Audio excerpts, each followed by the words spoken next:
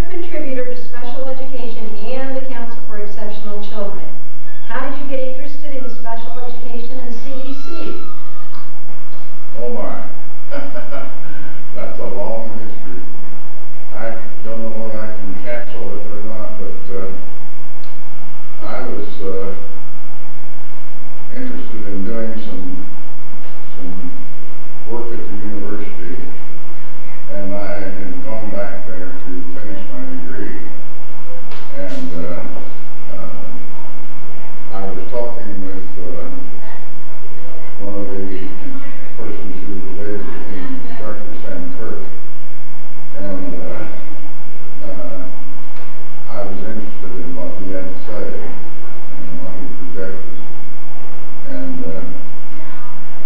I just went back, decided when I went back that I would go in and that's what I would major in high school. Started first class in at Jacksonville High School. And since then I've stayed here. Right. Can you tell us a little bit about where you got your training for a career in special education? It was with Sam Kirk. Sam Kirk at the university. And I took all the classes that I could take there. At that time, they were just beginning to emphasize the education of handicapped children. And I guess it was a matter of a couple of years before I really decided that that's what I wanted to stick with. And so I continued to take all the courses I could take at Garrison University at that time. And then took more at the high school level in Jacksonville. What they call them, not seminary courses, graduate courses. But I took everything I could take there then at the high school. Good courses at Garrison. Yeah, I see. Illinois College? Yeah. Okay. Do you remember some of the other people or authorities in special ed who influenced you the most? Oh my. Well, of course, Sam Kirk was one of the major ones. Ray Graham, the director of special education for the state of Illinois. And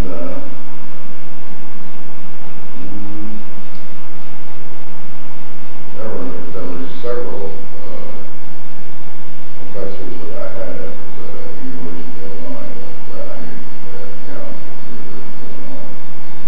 that were outstanding. Ernest Duffin? Ernie, Yeah, Ernest Duffin. yeah. And Herb Goldstein. I can't even think of the rest. Yeah, well, quite a time ago. Now, did you begin your career in special education in Jacksonville? Yes. And you've pretty much been in Jacksonville since then. Yes. Was the founder of the Fort River Special Education District in 1967. When did you start teaching in Jacksonville? Oh. Because I know you became the Director of Special Education Yes, in 1967. I was teaching in 64 or 5 that I started teaching, taught the first class of the In Jacksonville. Jacksonville, of the education in the handicap, and then continued, got my master's degree there from the University of Illinois, and continued to use Sam as a guidance director, and sort of pushed me into different courses and classes that would help to me there. Now, what were some of the most challenging or memorable things in your career? Things that you remember the most? Well, I think probably the thing that happened to me that was most beneficial to me was an office in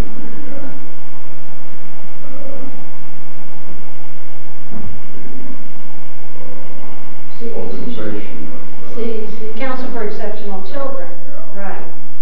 And do you remember what year you were president? boy, Was it in the 1950s?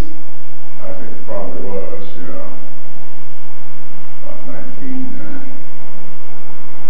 probably 1950, very close to that time. That's what I thought. At the time, what do you remember as the most challenging issues that you faced in special education? Well,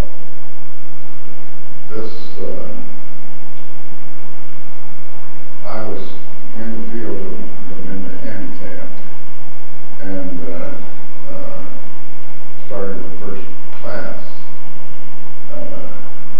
for at the high school level there at Jacksonville, and was able to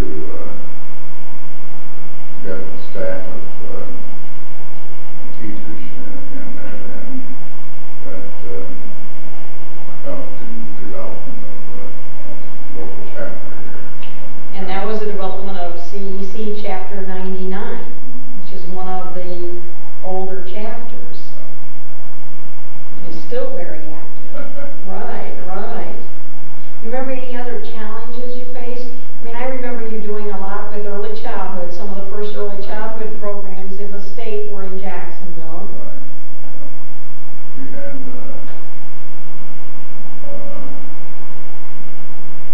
let's see, we had probably one of the first classes as far as teachers were concerned for education of children special needs. Right. Well, then I think you kind of answered this question. Do you remember the year you first became a CEC member? Oh, If you were national president in the 50s, I bet it's 50 years. well, I was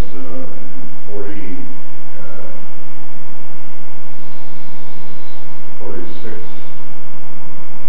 48, 46, 48. That's when I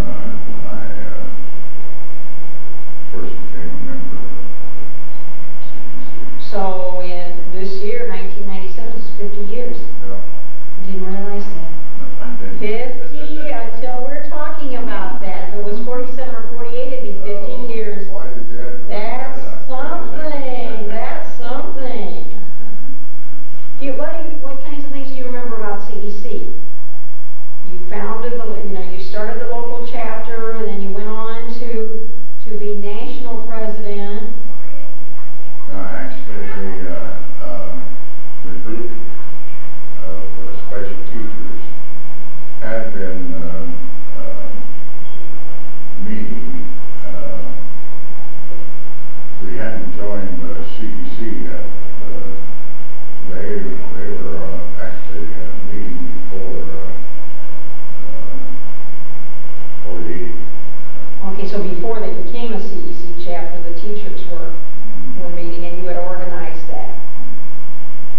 Because CEC originally was part of NEA, Right. the Teachers Association. The man over in Springfield, don't forget.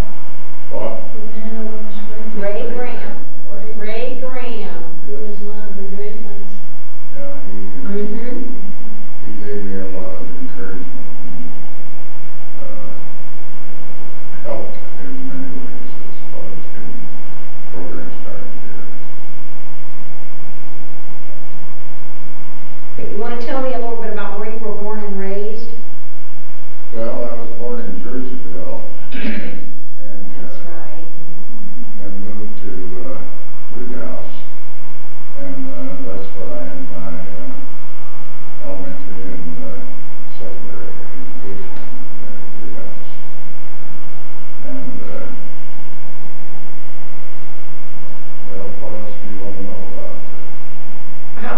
family. I know your daughter is a speech and language pathologist. Right.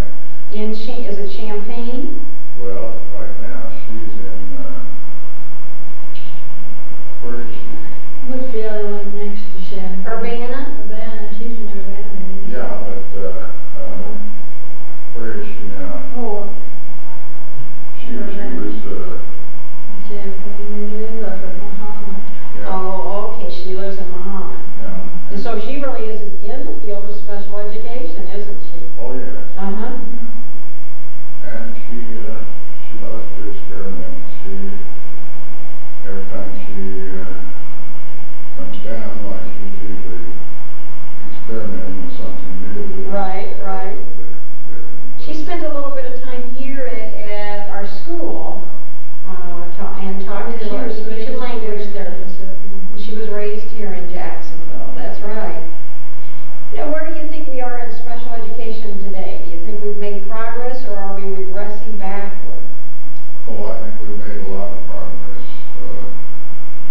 And I think that this is maybe a backwash kind of thing of having gone ahead.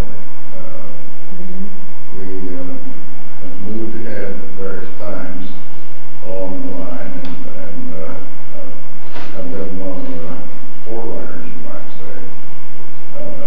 But right now, I suspect that things have kind of slowed down a little bit.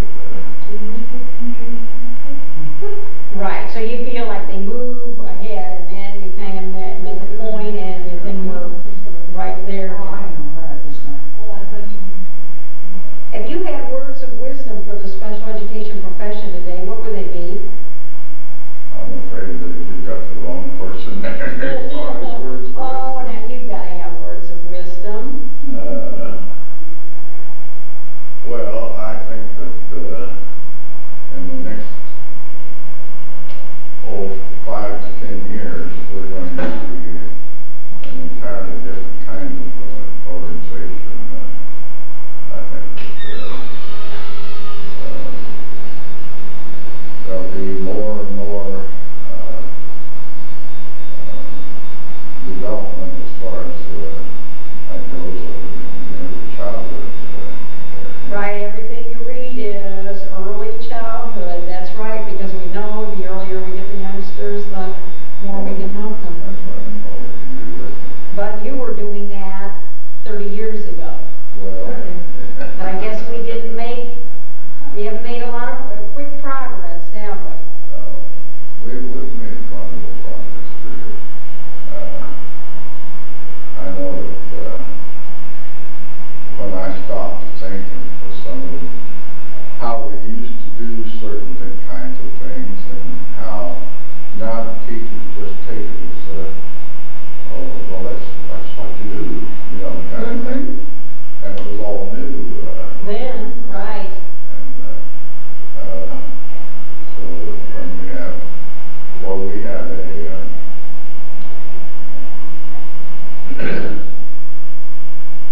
What's that old a meeting group at home? of teachers that met together at our house for years on curriculum development Ah. for handicapped. And we just practically wrote the curriculum as to what you do and how you do it, and this was real exciting. We didn't have it anyplace else. There really wasn't curriculum at the time. And hopefully a lot of people are still using that material because it's still... Still remains. Exactly. Exactly. It was kind of exciting. And we had weekly meetings. Special night, curriculum night. Okay, so you met weekly, a group of teachers in your home on curriculum, Around the dining room table. around the dining room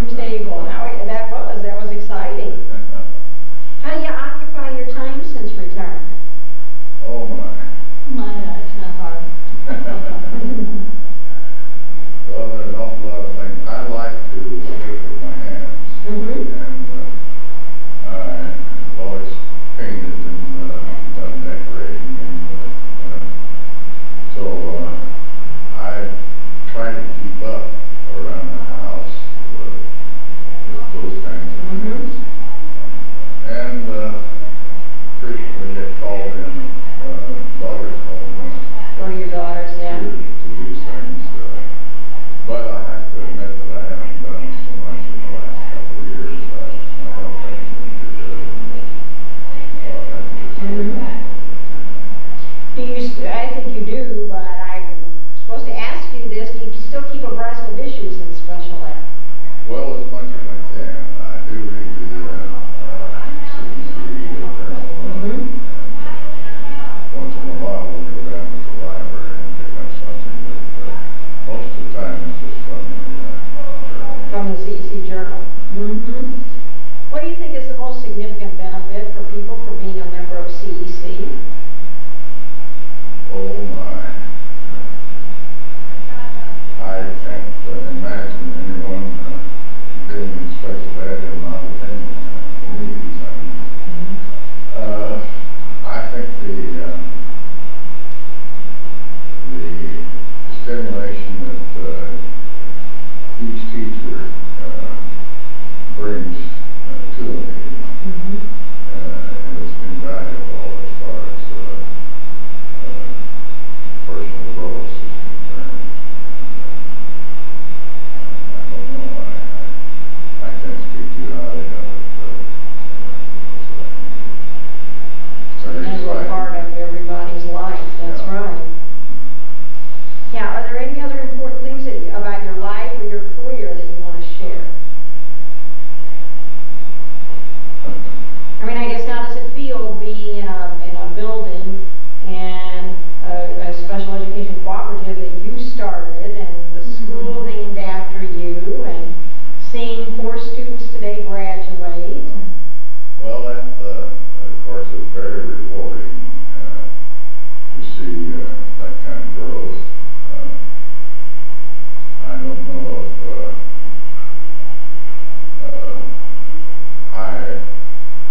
I miss it. I can't help but say that. I mean, I do miss the stimulation and the challenge that going into a classroom and seeing something that I think that if we just could do this, maybe. Right, right. Anything else in your career you want to share? Oh gosh, I don't know. It's an exciting field, and it's a lot of appeal, I think, to younger children, younger students. A good field to be going into. Oh yeah, I think it's an excellent field to go into. Because even though the mechanisms change and even maybe the way we do certain kinds of things will change dramatically in the next few years, it's still something where you're continuously learning. You never learn it all. And that's what we always say to people coming into the field, that you always have something to learn. That's right. If you had an opportunity to embark again on a special education career, would you do anything differently or anything else? Well, I don't know. I did become more or less enamored of the testing, and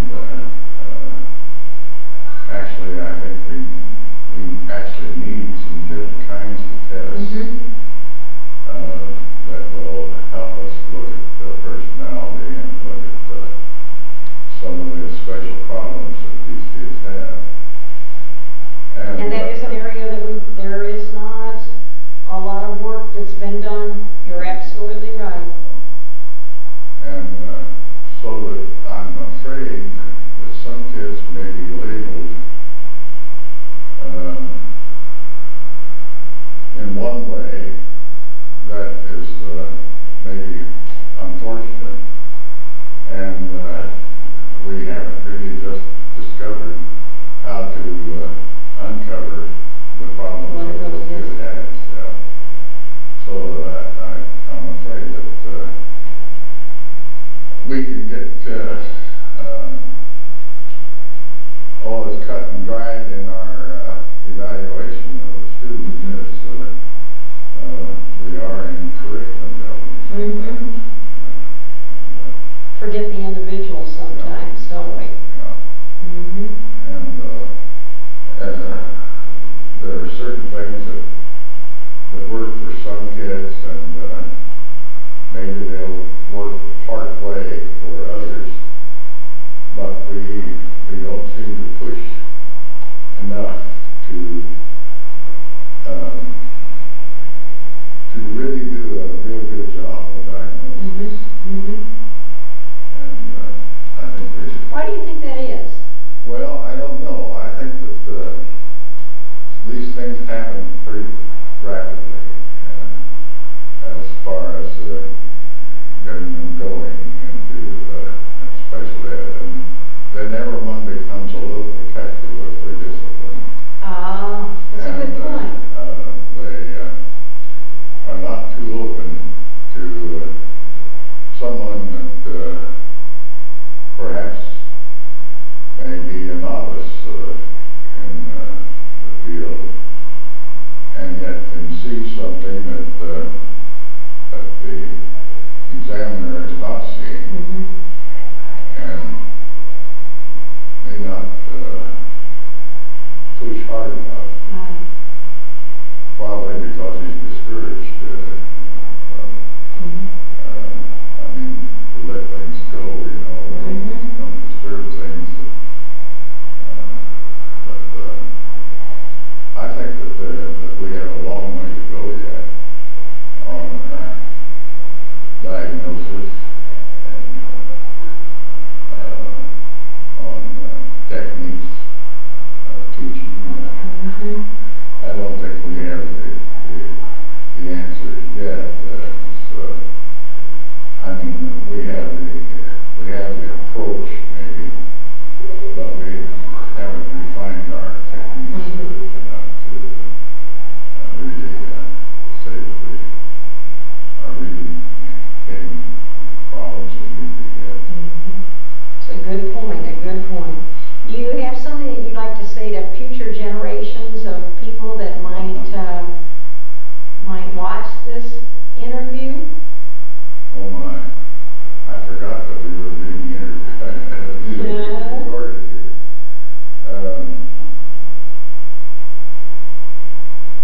Well, I can't think of anything real cogent to say, but I do think that it's a wonderful field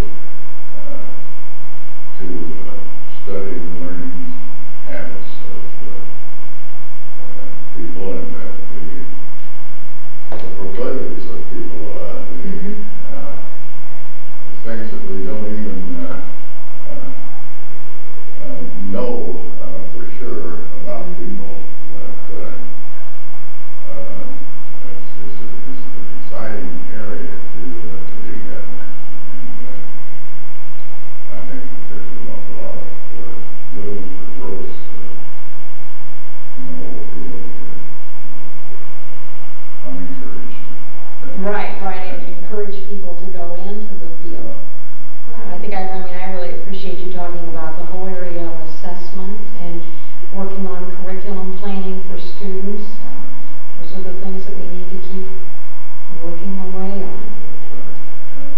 Anything else you can think of that you want to share? Oh my, I don't have any idea what else would be helpful in looking at the future. I would like to see a little more latitude in the whole area of assessment. Because that's what we're in business to do, is to look If you don't assess, you can't address what the problem is. That's right. And I think that we still have a long way to go there. And I'm not, I would be critical of the people who are practicing, who are actually doing the testing. So it's just that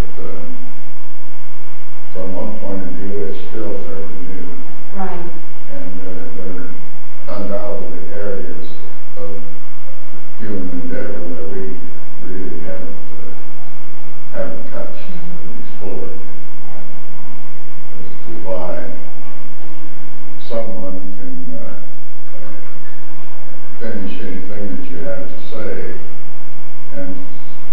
much as just, you know, where do I go from here? Right, right. And what immediate plans have you got for the future? What are you doing over the next year? Oh, I just don't know, really. My health hasn't been as good as I would like. So I haven't done too much myself lately. But I would hope that we can continue to make some strides in not only providing classes, but I think this school is a wonderful example of what can be done for some of the most severe problems, because this is really what we started out working on. Right. We're still doing that. There are, but I think that we've got a long way to go yet as far as understanding the individual. I couldn't help but look at some of these kids that were your stars today, and looking at some of the problems they still have. That they still are going to face, right? How far they've come, but That's right, yeah. how far they need to go yet. Yeah. And I'm sure that if a person were to take the same kind of a look at our high school graduates, you could say the same thing. Right, right. It's just And yet these students had to face so many more challenges getting to this point. And so that I'm sure that there's always going to be a future for educators. Right, that's right. Okay, thank you for being here again. Again, this is Ivan Garrison being interviewed from the Garrison School, named after him, within the Four Rivers Special Education District, which is the special education district he founded. Thank you very much. Thanks. Interviewing Mary Walsh, a former state president of the Illinois Council for Exceptional Children, in April 19, and it is now April 1998. Thank you, Mary, for being here this evening. And Mary just finished doing a tribute to Ivan Garrison. Mary worked with Ivan Garrison for many years here in Jacksonville. You certainly have been an active contributor to special education and CEC. Will you tell us how you got interested in special education and CEC? It's such a long story, you probably don't want to hear it. Sure we do. I got out of the Marines after World War II and went to work at a small town west of Boulder, Colorado, but odd jobs and that sort of thing. Well, because I got out in the middle of the year. Come fall, town about 5 miles from there needed a teacher. So I went and I taught 5th and 6th grade that year. And some kids who couldn't read and some others who could read better than the others. And so the next year when I got a chance to go back to school, came to the University of Illinois, and I thought, well, I'll get interested in remedial reading. Well, in the meantime, I heard from someone that there was a new fellow at U of I who had originally been in remedial reading but was now in handicapped children, Sam Kirk. So when I went into the dean's office to get an advisor, I said I'm interested in handicapped children and remedial reading. Really had never heard of a handicapped child before. So then I decided he put me in survey, like you do all those survey of exceptional children. So I went in about halfway through the semester and said I'm going to major in mentally handicapped. So that's how that happened, and that's how I got into special education. Now, was that question include CEC? And it had another piece in the question, which was in CEC. How did you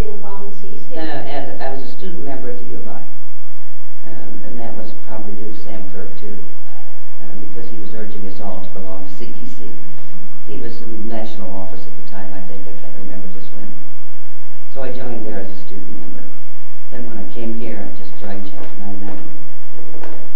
Okay, where did you get your, well, and you kind of already talked about where you got your training in special education, at the University of Illinois. That was the U of I. My original major from the University of Colorado was history and English literature, so I went far afield. Who were some of the persons, authorities in special education who influenced you the most? Sam Kirk. Sam Kirk, right. He was the major one, and then Gary. After I came here, I got a lot of information and learned a lot from him. Where did you begin your career, and where all have you worked? Well, I taught 5th and 6th grade in Nederland, Colorado. And then after I came to U of I and changed fields, I came here in 1949, kind of accidentally. At the end of when I got the master's at U of I, shook Dr. Kirk's hand and said, "Thank you very much. I've learned a lot, and I hate this climate, and I'm going back to Colorado." So I got out there and couldn't find a job. They said they didn't have any handicapped children. So I wrote to him and said, "Guess what? Can't find a job." So he sent my name out. It was a teacher's market at the time. And then I went off on a camping trip. And in the meantime, 3 places called looking for a teacher. By this time, it's August. So my mother said, "No, I will not walk 8 miles to give her the message, but I'll tell her when she gets back." So when I got back, I didn't know any of these places.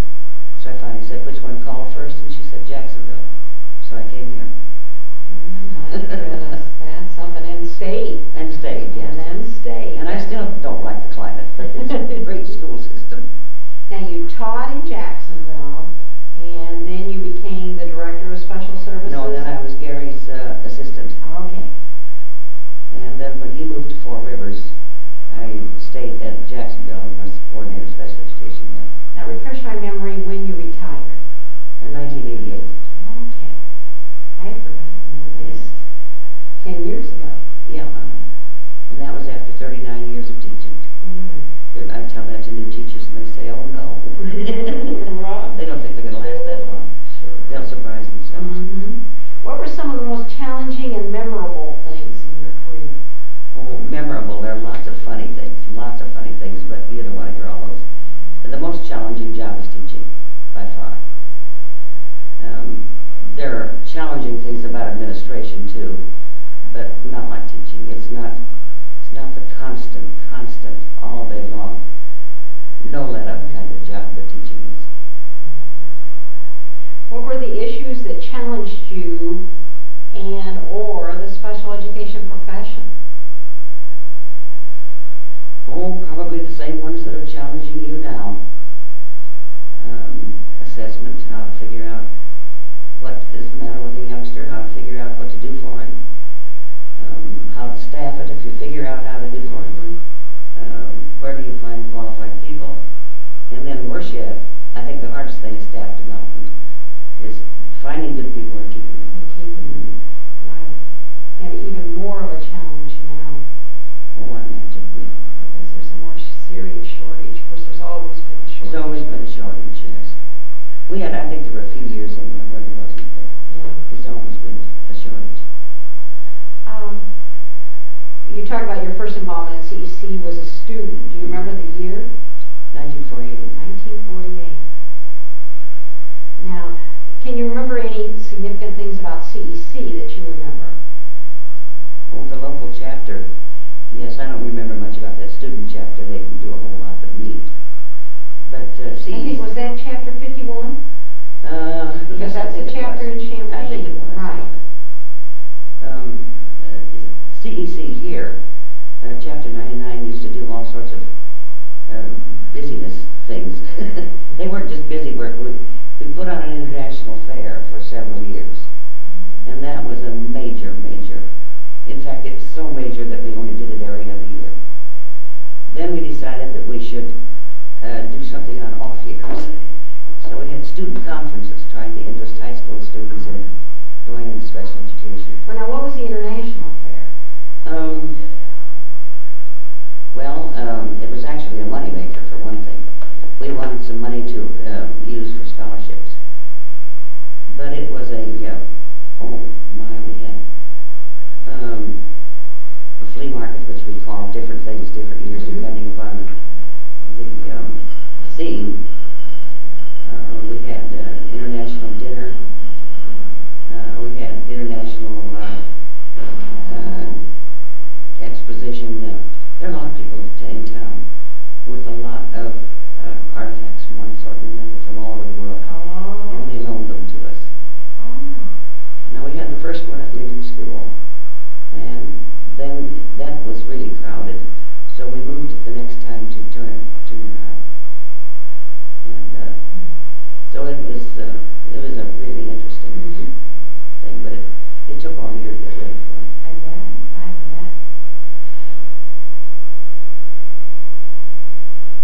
And you want to tell us a little bit about where you were born and raised, and your family, of course, and how they related to your special education career and your involvement in CEC.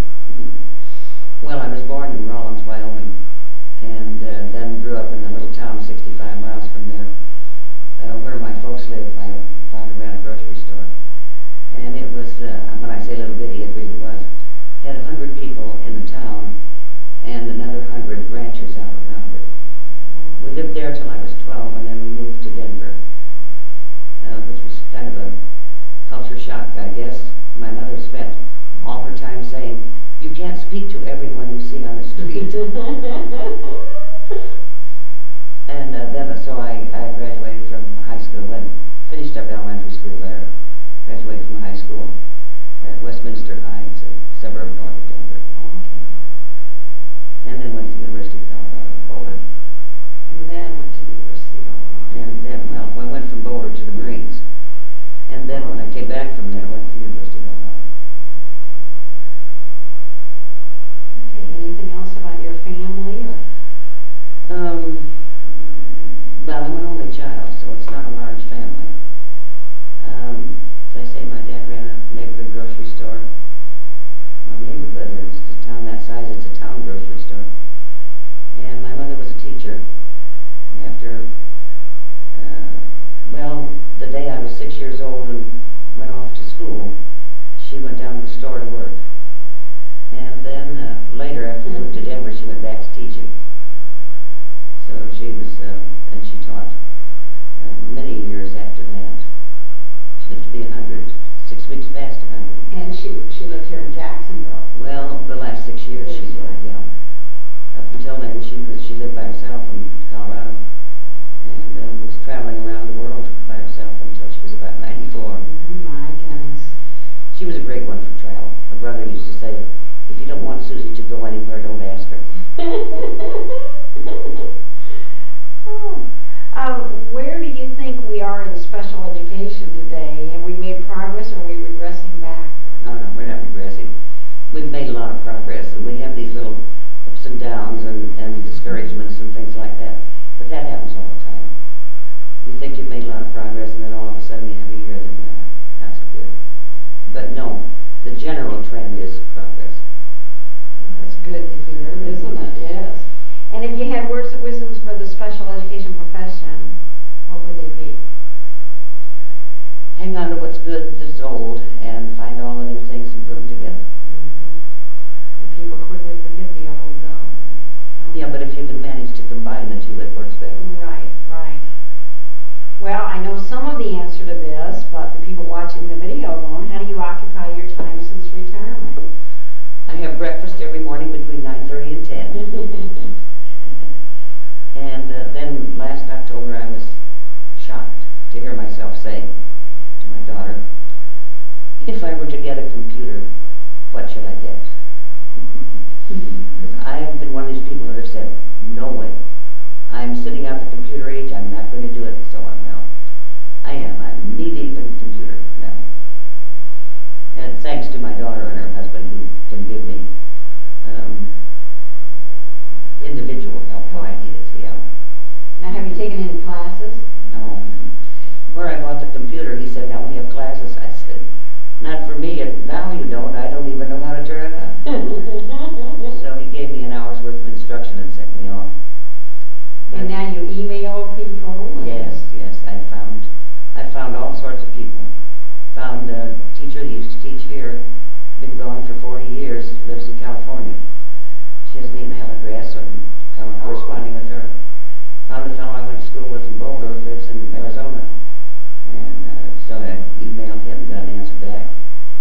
A friend of Bill's in New York, who has, well, we didn't have a computer when Bill was alive, and I don't know for sure whether he would have liked it or not either. But at any rate, we didn't. But his friend Don had, and so we've been emailing back and forth too. So yeah, it's a lot of fun. And however, I'm one of the people who still thinks the radio is a miracle. This machine just blows my mind. It is phenomenal. Do you still keep abreast of issues? Well, I know you do in special education and CEC. Oh, yes, but not a lot. I'm not. I still get the journal, of course. I'm a life member, and so. And sometimes I read that from cover to cover, and sometimes I think there's nothing in there I want to see. Mm-hmm. So it's like all other magazines, sometimes better than others. There's an issue of CEC Today, or no, the Teaching Exceptional Children that's coming out on the World Wide Web. Oh, I have to watch You for that. probably Yes. will. Like, what is the most significant benefit from being a member of CEC? The people, being able to talk to people that talk the same language you do. And you were president of state CEC when? Oh, I think it was 1956. I know you are the oldest living president of Illinois CEC. I am. Yes. Good heavens. Keep putting one foot ahead of the other and you get that old, don't you? Right, so you think it was 1956? I think it was 1956, okay. I'm not sure.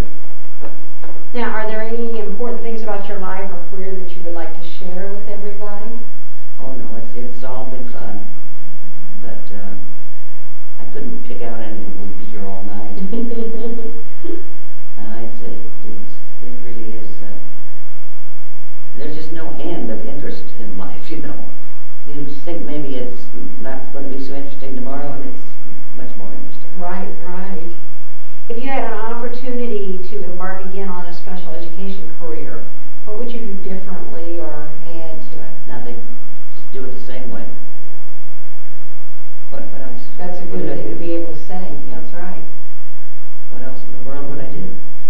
There were a few times that, you know, when you're teaching, there are always a few times when you think, okay, can't hang in there any longer. But I knew that every time I walked into a doctor's office or a dentist's office and saw an article on special education, I'd wish I were there. Yeah. So I stayed. What did you do when you got discouraged? Because I would think that would be a good piece of advice for people who are in the field now that sometimes get discouraged. Yes, I have advice for anybody in any field that gets discouraged. If you're feeling really low, you need to take a nice bath, a steak dinner, and a good night's sleep, and think about it in the morning. And things always look better after that. Isn't that the truth? Now, if you're not fond of steak, pick out something else. Do you have something that you want to say to future generations that might hear or read about this interview? Heavens no, just keep on putting one foot ahead of the other and keep on going forward. Okay, anything else? I can't think of another thing that's pretty that's pretty complete. Who wrote that? Okay, these are questions that were provided by Bob Abbott. So we can blame him for this. CEC historian. Right. Okay, this has been Mary Walsh. Thank you for being here today, and